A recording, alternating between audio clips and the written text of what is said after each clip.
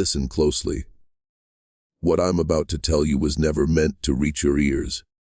There are stories the powerful bury, scandals so venomous they do not just stain a name, they erase it from history itself. Imagine a plantation dawn, South Carolina, October 1823. The air hangs thick with fog, the sound of iron chains lying abandoned in the dirt. 7 sets of shackles empty, 7 lives vanished in a single night, and beside them, a document, soaked in blood, stamped with the seal of Colonel Thaddeus Ravenscraft, a man once celebrated as a war hero, now remembered only in whispers. That single piece of paper, more than any musket or blade, detonated the downfall of a dynasty. But this was not just about escape. No, this was about something darker, an arrangement so grotesque, so calculated, that even Charleston's ruling elite recoiled when they discovered it. You see, Ravenscraft had offered his bride, his own wife, as a kind of experiment, a bargain, a test of domination, using 7 enslaved souls as the raw material of his legacy. What began as a wedding gift transformed into a theater of cruelty, a stage for psychological experiments so advanced, so perverse, they would not be replicated openly until the laboratories of the 20th century. History pretends this scandal never happened. Archives were destroyed, newspapers censored, witnesses silenced. For nearly 2 centuries, the Ravenscraft name has been scrubbed from Charleston's proud monuments.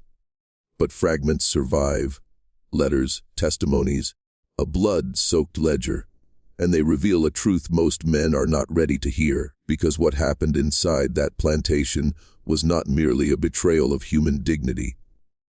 It was the opening act of something larger, a system of control, a manual for breaking the human spirit, designed not just for the enslaved, but for entire societies. And here's the part that should unsettle you most: the methods Cordelia Peton and her husband devised. Methods whispered about as the Peton system did not die in the cotton fields. They were studied, adapted, and hidden inside the institutions that govern you today. You've felt them in your education. You've bowed to them in your work.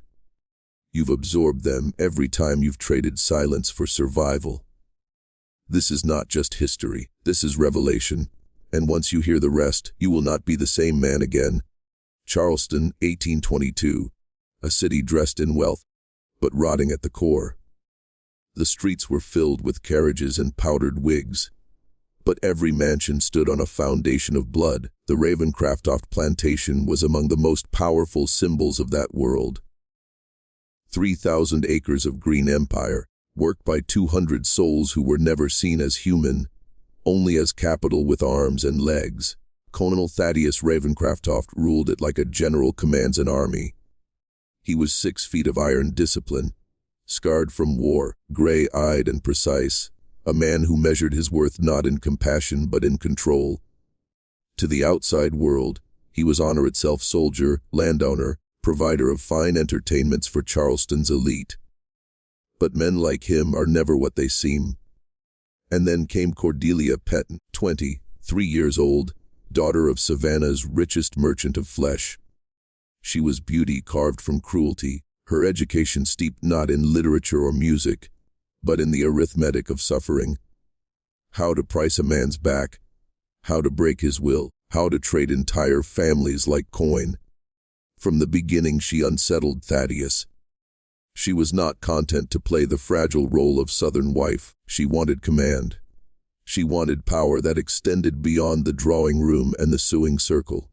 In her, he saw the reflection of his own ruthlessness, sharpened by youth and ambition. When they announced their engagement, Charleston society applauded. It was a perfect union, military glory marrying mercantile blood. The wedding promised to fuse 2 dynasties into a single fortress of wealth. Guests from Virginia to Louisiana polished their boots and prepared to witness a spectacle of champagne, silks, and aristocratic arrogance. What none of them knew was that Cordelia had already made her demand 7 souls, a family torn from the Ravenscraft fields, transferred into her exclusive ownership. not to clothe her, not to cook her meals, but to serve as subjects in a project too disturbing for polite conversation. You must understand, wives were never meant to own field hands. That power belonged only to men. Cordelia's request defied tradition, violated custom, spat in the face of southern hierarchies. And yet, Thaddeus agreed, because behind her smile he recognized a weapon, a tool that might increase his fortune in ways no cotton price ever could. They called it the Peyton method, a system of control disguised as progress, birthed not from compassion, but from the cold marriage bed of greed and cruelty. The wedding would unveil it, and the world would never recover. The night she made her request, the storm outside Ravencraftoft's mansion was not just weather. It was omen. Lightning slashed across the cotton fields as Cordelia, seated in her fiancé's private study, laid out her design with surgical calm. She wanted not jewels, not carriages, not land. She wanted 7 human beings, chosen, documented, dissected in her mind like specimens. She produced a leather folio filled with notes, their skills, their family ties, their strengths, their weaknesses. A blacksmith, a seamstress, a healer, a brute with unmatched strength, and 2 children young enough to be molded like wet clay. She described them not as people, but as pieces in an experiment. Her voice never trembled. To her, this was business, innovation, the kind of progress her father had whispered about in backroom deals with Cuban and Brazilian planters, men who had tested methods of breaking wills so completely that resistance became unthinkable. Cordelia was not content with the routine brutality of whips and chains. She wanted something more elegant, more final, the reprogramming of a human soul. Thaddeus listened, his fingers drumming against his desk. Every law of society told him no. Every tradition of manhood and marriage told him to laugh in her face. But ambition is the most seductive mistress of all. Cordelia spoke in numbers, in margins of profit, in the cold efficiency of a strategist. And he saw possibility. The Peyton method, if successful, could become the next evolution of plantation management. An exportable system of obedience that would multiply wealth across the South. He saw himself not just as a colonel, not just as a land baron, but as a pioneer of control. So he summoned a lawyer, a discreet one. Contracts were drawn up, sealed, and hidden. The transfer of 7 lives became ink on parchment, signed with the same casual authority men used to trade horses. The terms were clear. Cordelia's authority would be absolute. She would own them independent of her husband, her word binding like scripture. And they would be moved out of sight, locked inside a separate building where her methods could unfold unseen. The wedding was now more than a union. It was a crucible. Guests would toast to champagne and silk gowns while, in the shadows, 7 human beings were dragged into an experiment designed to erase the very essence of family, loyalty, and hope. This was not marriage. This was the creation of a machine, and once a machine is built, it always hungers for more. October 1822, the Ravencraftoft plantation glittered like a stage set for kings. Silk ribbons draped the oak trees, chandeliers hung from temporary pavilions, and tables overflowed with imported wines and delicacies fit for European courts. 200 guests arrived in carriages, their polished boots striking the earth of a land watered by blood. They came to witness not just a marriage, but the merging of 2 dynasties, military honor fused to mercantile cruelty. To them, it was destiny. To us, it was a ritual sacrifice masked as celebration. Thaddeus stood proud in his military uniform, medals gleaming. Cordelia glided in French silk, radiant, smiling with a serenity that concealed the storm inside her. The ceremony unfolded with the precision of a parade. Priests invoked God, guests fanned themselves in the Carolina heat, and a string ensemble played music imported from New Orleans. Everything appeared perfect, but beneath the veil of civility, the true gift, the true purpose, waited in silence, locked away in contracts and secrecy. It was tradition for a groom to present his bride with a wedding gift, publicly, before the assembled elite. jewelry, estates, rare carriages, symbols of wealth paraded as proof of devotion. But when Colonel Ravencraftoft stepped forward, silence fell, his voice carried with the authority of a commander. He spoke not of diamonds, but of innovation, not of beauty, but of progress.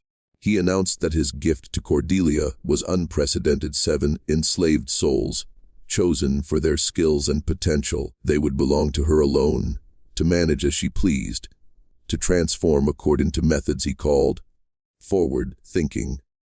The guests applauded. Some laughed in admiration. Others whispered about the boldness of involving women in serious plantation business. To them, this was progress. A wife stepping beyond embroidery and teas, embracing enterprise. Few grasped the monstrous implications, for while they toasted Cordelia's ambition, the 7 souls were being dragged from their families, relocated to a barn refitted into what she named the instruction house. Not all the guests were blind. A physician noted the disturbing clinical detachment. In Thaddeus's words, a reverend felt an unease in Cordelia's casual talk of breaking family bonds. But their warnings drowned under champagne and music. For 3 days, the wedding burned bright with feasts and dances. And as glasses clinked in the main hall, Cordelia was already preparing her laboratory of obedience. The guests thought they had witnessed history's grandest union. They had, but not in the way they believed. For what began as a wedding gift would end as a blueprint for domination. 2 miles from the main house, hidden beyond the pine woods, stood the place where truth stripped away its mask. To the guests, it was a textile workshop. To Cordelia, it was her sanctum of control. The instruction house. Once a tobacco barn, it had been refitted to her design: thick reinforced walls, barred windows, placed too high for even a desperate gaze to reach freedom, and partitions that allowed for isolation when she chose to fracture the family. At its center loomed the chamber she named with chilling simplicity, the room of instruction. Here there were no chandeliers, no silks, no French champagne, only chains, restraints, and apparatus crafted not just to punish flesh, but to break the mind. Cordelia's goal was never simply labor. It was transformation. She wanted to take a family bound by loyalty and carve them into fragments, stripped of memory, identity, and resistance. In her writings, later recovered in fragments, she described the process like a scientist mapping an experiment: isolate, divide, confuse, reassign loyalties, rebuild. She believed human beings could be remade like machines, conditioned to obey not through fear alone, but through destruction of every bond that made them human. The 7 she chose were not random. They were a family: a blacksmith, his wife a seamstress, their 3 grown children, and 2 grandchildren. Generations of skill and survival, intertwined by love, devotion, and trust. Cordelia saw that strength as weakness. Family was interference. Connection was inefficiency. And so her first command was separation. Each was locked in their own cell, meals served at staggered hours, contact forbidden. The instruction house was not designed for labor. It was designed for silence. But silence was only the beginning. Cordelia fed them lies. She told father that his son betrayed him. She told daughter that her mother begged for her punishment. She poisoned bonds with false whispers delivered as fact. Soon suspicion sprouted where love had once held firm, and then came the competitions. Tasks set not to strengthen, but to divide. The stronger one's performance, the kinder their treatment; the weaker, the harsher the punishment, and never alone. Punishment always bled onto the family, so that guilt and fear fused together. Cordelia called this productivity bonding. But it was nothing less than the engineered collapse of the human spirit. She wasn't breaking slaves. She was conducting an experiment in obedience, an experiment whose echoes have never left the world. Winter fell across Charleston, and with it, the walls of the instruction house seemed to grow tighter, colder, more suffocating. Cordelia understood something most overseers never did: that hunger and whips could bend bodies, But confusion could break souls. She extended the nights, rationed the daylight, and controlled every sound and silence within those reinforced walls. She was not punishing them randomly. She was calculating, testing variables, recording outcomes in her neat, deliberate handwriting. Each scream, each silence, each flicker of defiance was catalogued like numbers in an account book. The family began to unravel. Joshua, the blacksmith, once the anchor of his bloodline, now doubted his own children. He had been told Samuel wished him punished, that Mary resented his weakness, that David questioned his worth. He did not know these were lies. Cordelia whispered the same poison to each in turn, until mistrust hollowed out the love that had kept them alive for decades. A father looked at his son and no longer saw kin. He saw threat. A daughter looked at her mother and felt suspicion instead of comfort. Cordelia had planted her seed, and it grew like rot, but she was not satisfied. She escalated. She created tasks in which success for one meant suffering for another. Samuel lifted timber with raw strength, knowing that if he faltered, the punishment would not fall on him alone, but on the children. Mary stitched cloth until her hands bled, aware that every imperfect seam might send lashes across her brother's back. Each family member lived in the torment of knowing that their failure might destroy the ones they loved most. Loyalty became guilt, and guilt became fear. Cordelia described this phase as shifting bonds. She was severing the old ties of family and replacing them with new ties of obedience. To her, and her alone, every reward came from her hand. Every punishment was traced back to her decree. Gradually, the family began to move not toward each other, but away, each orbiting Cordelia like satellites chained to a dark sun.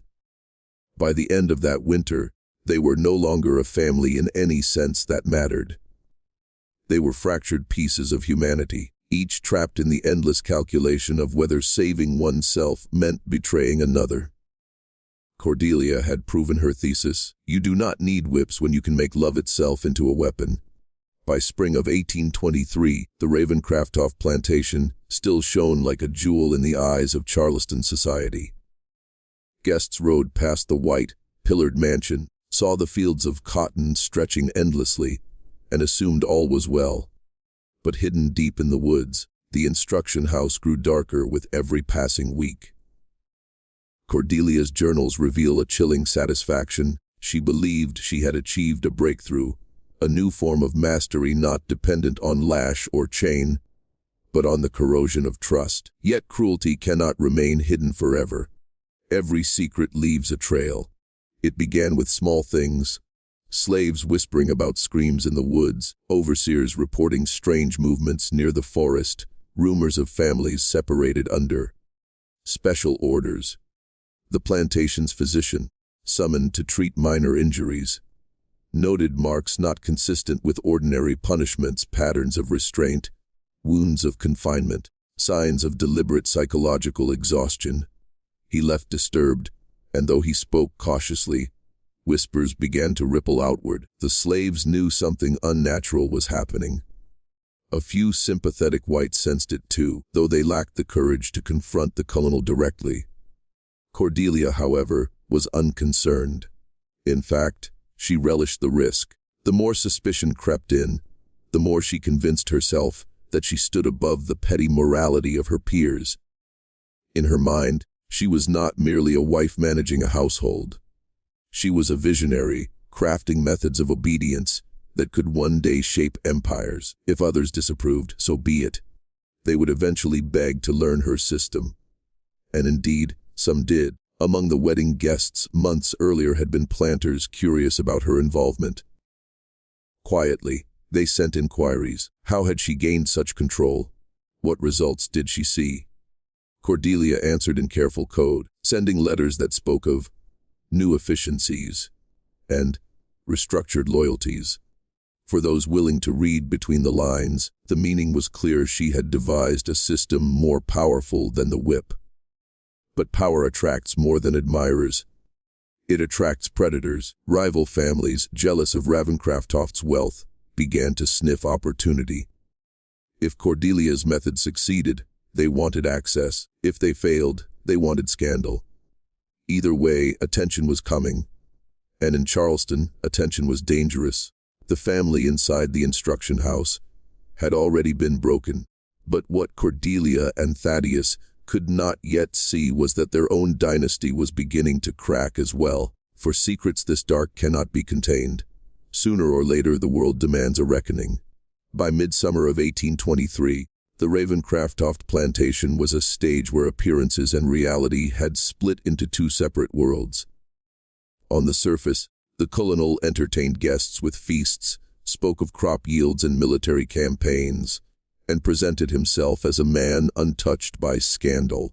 But deep in the forest, his wife continued her silent war against the human spirit. The 7 enslaved souls were no longer a family.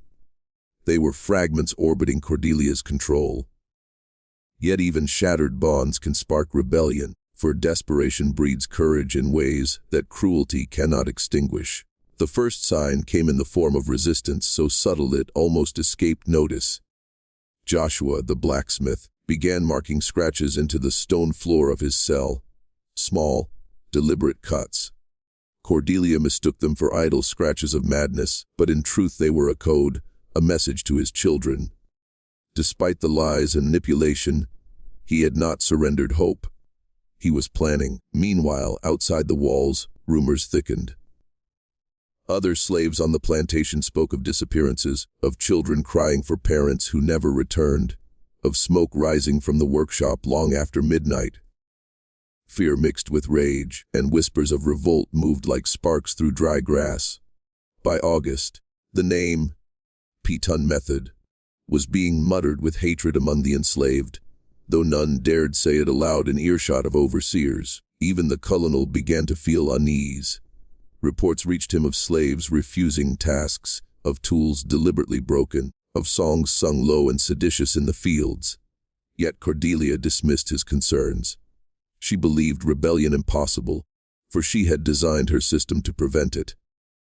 Her notes from that time reveal a chilling arrogance.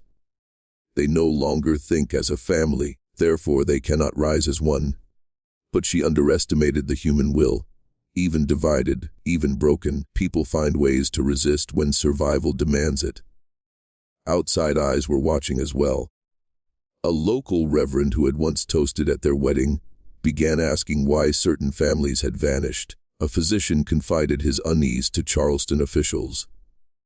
The circle of secrecy tightened, and with it, the sense of impending collapse. Cordelia and Thaddeus thought they had built a fortress of control. In truth, they had constructed a powder keg, and the more they pressed down, the closer it came to ignition. Autumn arrived with a restless wind, carrying more than just the scent of harvest. On the Ravenscroft plantation, it carried the sound of resistance, the kind that cannot be silenced by chains or lies. For months, Cordelia had believed her experiment flawless, her control absolute. But the human soul, though bent, does not always break.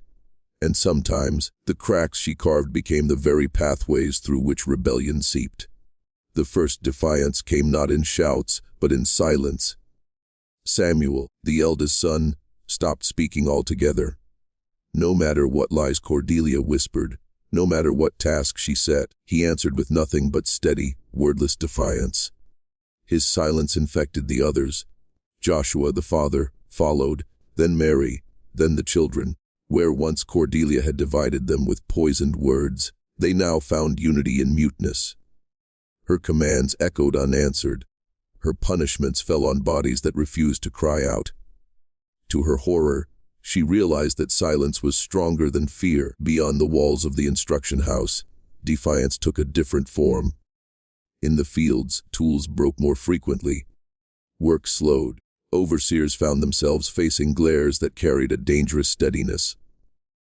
Small fires appeared in storage sheds, blamed on accident but never convincingly explained. It was as if the plantation itself had begun to rebel, piece by piece. Cordelia responded with escalation. She demanded harsher restraints, longer confinements, more elaborate deceptions, but every cruelty only seemed to harden resolve. The family she had worked so carefully to fracture was, against all her designs, knitting itself back together. Not through words or touch, but through a shared refusal to yield. In the dark of their cells, they scratched secret marks in the walls, a code of endurance that even Cordelia's meticulous records failed to detect. By October, whispers of revolt were no longer whispers. An overseer reported that songs of liberation, long forbidden, were being hummed under breath. Another claimed to see tools hidden away, as if for future use. To Thaddeus, these were warning signs of chaos.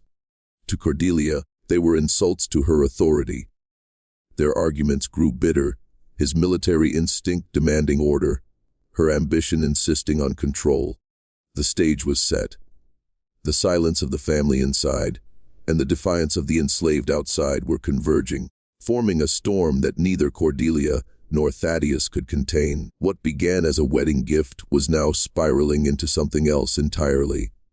A reckoning carved in whispers, silence, and fire. The breaking point came on a night when the air was heavy with the scent of rain and smoke. October 1823, the Ravencraftoft plantation lay hushed under moonlight. But beneath the silence stirred a force long in the making. For months, Cordelia had pushed, tightened, and twisted her experiment into something monstrous. For months, Thaddeus had demanded order while ignoring the gathering signs of collapse. That night, the reckoning neither expected arrived. It began inside the instruction house. The family, reduced by cruelty, but united by silence, had been waiting for an opening. Joshua, the blacksmith, still carried strength in his arms, though starvation had hollowed him. Samuel had memorized the rhythms of the guards. Mary, though broken in body, carried a fire of defiance that refused to die. Together, in their wordless pact, they chose rebellion. When the guard entered with rations, Joshua struck, using nothing but his chain as a weapon. The silence that had so unnerved Cordelia became the family's shield. No cries to warn, no noise to betray them, only swift, desperate action. At the same time, outside in the fields, small fires ignited. The enslaved had prepared carefully, spreading whispers, hiding tools, gathering courage. That night, they rose. Cotton stores went up in flames. Overseers were ambushed in the dark. Songs once forbidden rang out like war chants, carried by dozens of voices that refused to stay silent any longer. Thaddeus was roused from his chambers to chaos. The plantation ablaze, his authority shredded. His soldiers' training returned, and he barked orders, rallying men with rifles to suppress the uprising. But Cordelia, frantic, demanded they save her experiment first. She screamed that the family was her property, her triumph, her legacy.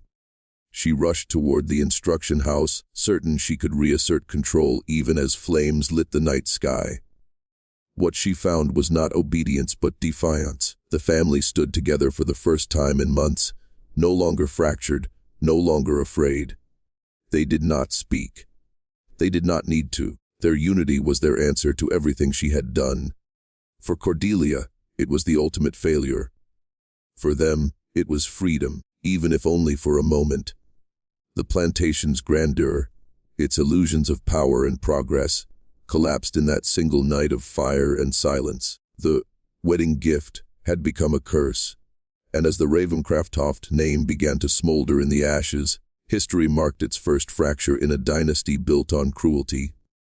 The morning after the uprising, the Ravencraftoft plantation no longer resembled the glittering empire of Charleston society. Smoke clung to the air like a shroud, rising from the blackened husks of cotton stores and charred timbers. Fields once orderly had been trampled by desperate feet. Overseers' whips lay abandoned in the dirt, and the grand mansion stood bruised by fire, its white pillars streaked with soot. The rebellion had been fierce, but its aftermath was bloodier still. Thaddeus, wielding the discipline of a soldier, had crushed the revolt with ruthless precision. Reinforcements from neighboring plantations arrived by dawn, armed and eager to extinguish the defiance before it spread. Gunfire cracked across the fields. By midday, The uprising was drowned in blood. Bodies of the enslaved, men and women who had dared to resist, lay scattered among the smoking ruins. Those captured alive were chained in silence, their fates left to the colonel's cold judgment. Freedom, for many, ended at sunrise. But the Ravencroft dynasty did not emerge unscathed. Thaddeus carried a wound across his shoulder, deep and burning, inflicted by a tool-turned weapon. His pride suffered worse, for all his medals and rank. He had been caught unprepared in his own stronghold, nearly overrun by those he deemed less than human. It gnawed at him like a humiliation greater than any battlefield loss. Cordelia fared differently. Her instruction house, the sanctum of her methods, was destroyed, its walls cracked by fire, its secrets scattered in ash. The family she had sought to break stood together in their final act of defiance. And in that unity she saw not her triumph, but her undoing. Yet Cordelia did not yield. To those who listened, she framed the failure not as collapse, but as a beginning. Every science demands sacrifice, she whispered.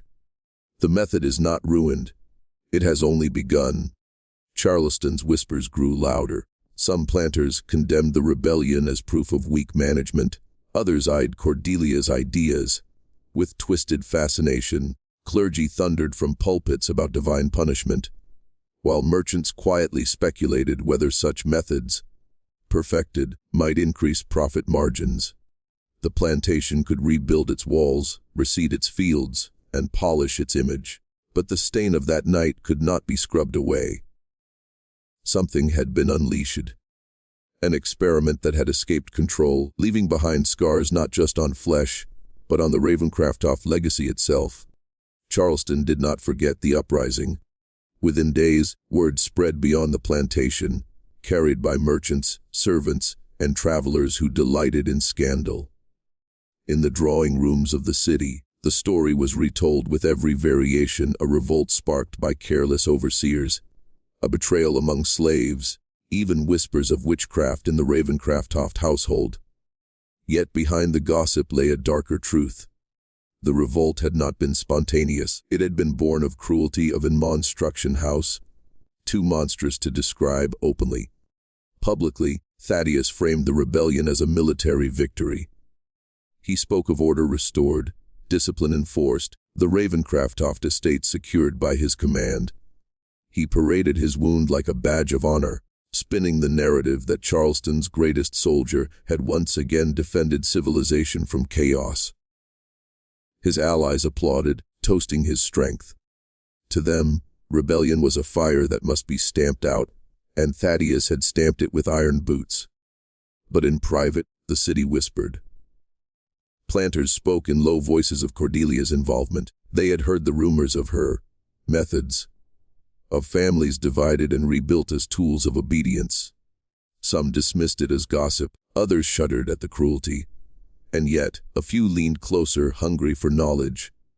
If what Cordelia claimed was true, if loyalty could be engineered so deeply, then her system could reshape the entire economy. She had failed once, yes, but failure in experiments was often the seed of eventual success. Cordelia withdrew from society, her reputation tainted but her ambition undiminished. She kept her journals close, pages filled with calculations, observations, and cold reflections on the uprising. To her, the fire had not ended the method, it had clarified it. She concluded that the flaw lay not in her theory, but in her scale.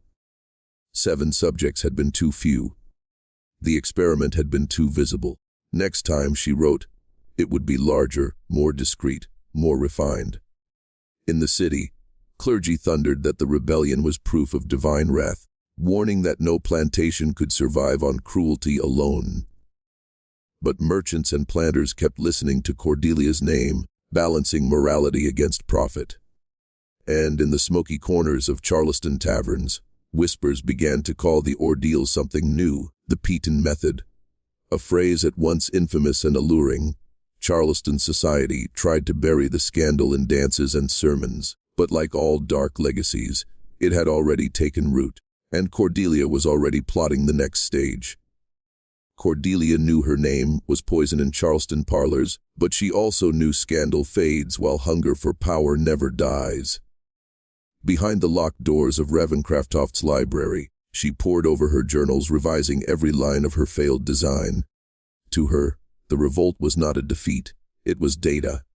Every scream, every betrayal, every collapse of trust had proven the malleability of the human spirit.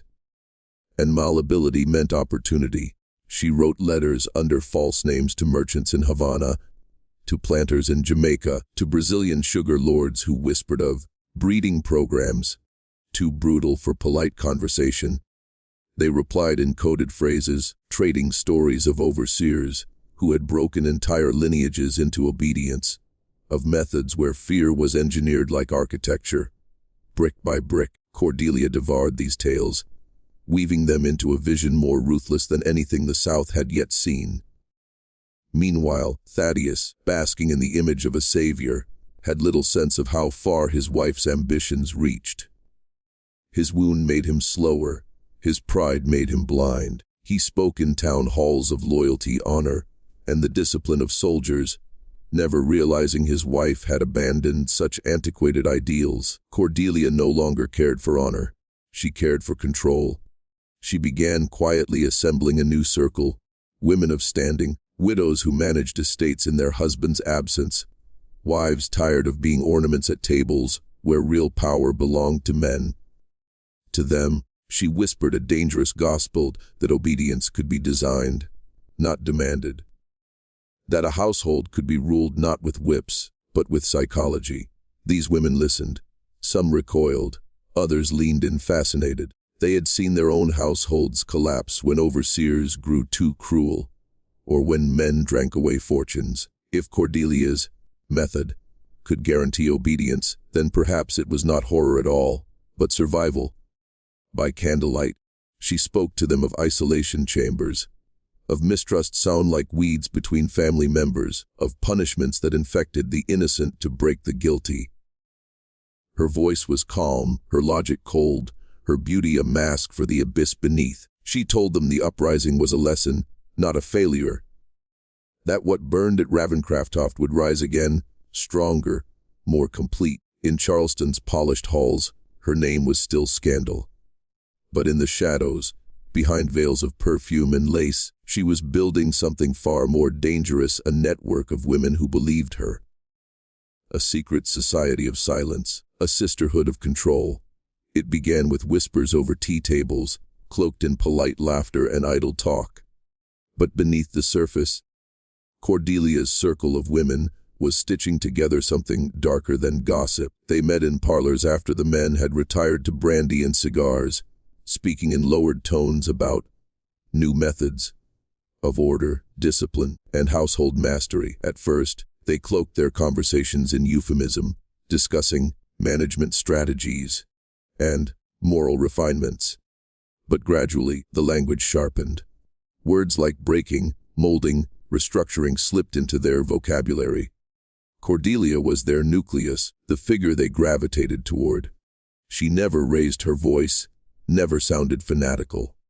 Instead, she spoke with the steady cadence of certainty. Her journals became their scripture, each line treated as a formula. She told them that chaos in households was not inevitable, that rebellion could be engineered out of existence, that loyalty could be designed as surely as crops could be planted. The women listened, their faces composed, but inside something shifted. For the first time, they were not simply wives and mothers. They were initiates into forbidden knowledge. Soon, plantations began to change in subtle ways. In one estate near Beaufort, a widow experimented with separating enslaved families into labor groups, citing Cordelia's methods. In another, a mistress quietly introduced punishment systems where one worker's failure brought consequences upon his kin, forcing entire groups into enforced obedience. These practices spread quietly, unspoken in public but exchanged in letters written in code, sealed with wax and carried by trusted hands. The men remained oblivious. To them, these women were merely improving household order, reducing costs, increasing efficiency. They congratulated themselves for having clever wives, never realizing they were no longer the architects of their own estates. Control was slipping, not to the enslaved, but to their own partners, who had embraced Cordelia's doctrine of domination. And so a hidden sisterhood emerged, planters' wives, widows, and daughters who masked their hunger for authority behind smiles and lace. They were not chained by the scandal that tainted Cordelia's name. They did not speak of the Ravencraftoft revolt. Instead, they framed their work as refinements, as modernizations. But in truth, they were disciples of Cordelia, carrying her methods like a secret contagion from household to household. It was no longer just a plantation in Charleston that bore her shadow. It was the entire South, slowly falling under the influence of a woman whose cruelty had been transformed into doctrine. By the spring of 1825, the Ravencraftoft dynasty was already crumbling. Thaddeus, once the proud colonel who towered over Charleston society, had grown sickly and withdrawn. His wound festered, but it was not the injury alone that weakened him. It was the slow corrosion of scandal. Behind closed doors, his name had become a cautionary tale. A man undone not by war or bankruptcy, but by the ambitions of his own wife. He tried to silence whispers with displays of authority.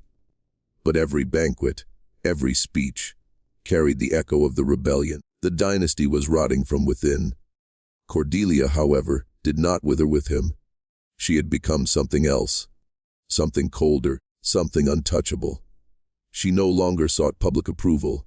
She sought control in silence. Her network of women spread her methods far beyond Charleston. Letters traveled south into Louisiana, west into Mississippi, even north into Virginia. Always disguised, always written as respectable advice, but carrying the poison of her philosophy, that the human soul could be engineered into submission.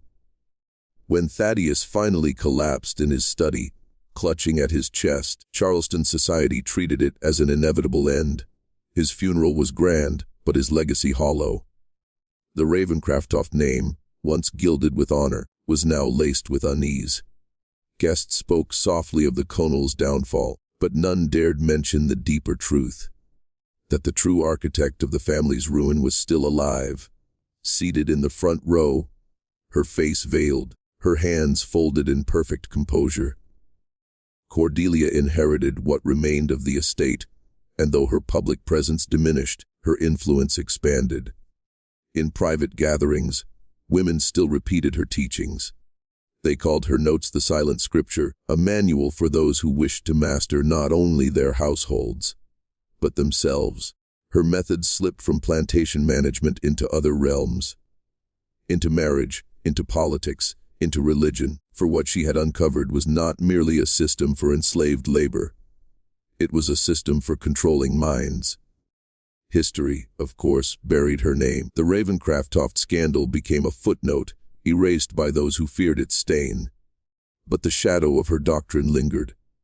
Even now, when institutions use fear to fracture bonds, when obedience is crafted through guilt, when loyalty is purchased with psychological chains, you are witnessing an echo of Cordelia Peaton.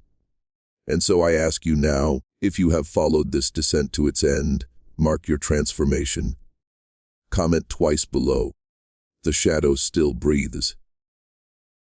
Those who write it will not forget what they have heard tonight, for some truths are not meant to be known, and once known, they never release you.